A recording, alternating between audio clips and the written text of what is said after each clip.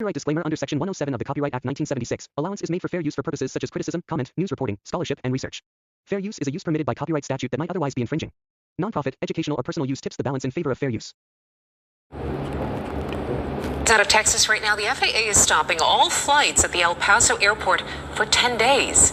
The flight restriction order covers commercial, cargo, general aviation, both to and from the airport. The FAA is not specific. It cites special security reasons for the shutdown. Out of Texas right now, the FAA is stopping all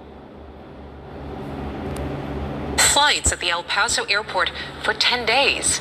This is extremely unusual. Without any notice at all, the FAA completely shutting down flights to and from the El Paso area, citing unspecified special security reasons. And as you know, the U.S. has a very big military base there, Fort Bliss. But our Pentagon correspondent, Courtney Cuby, says there is no indication right now that this is related to any military exercise. I'll tell you, in the decades I've covered aviation, I'm not aware of any situation like this other than the airspace in and around New York following 9/11. This order, as you said, in effect for 10 days until February 20th. It includes all commercial, cargo, and general aviation flights. The NOTAM, the Notice to Airmen, says the area is now national defense airspace. And if a pilot violates the order and poses an imminent security threat, the FAA says the U.S. government may use deadly force.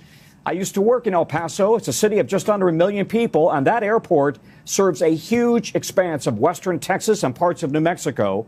American, Southwest, Delta, United all serve that airport. Without that airport, people will have to fly out of Albuquerque, 270 miles away, 300 miles to Midland, Texas, or Tucson, 500 miles to San Antonio.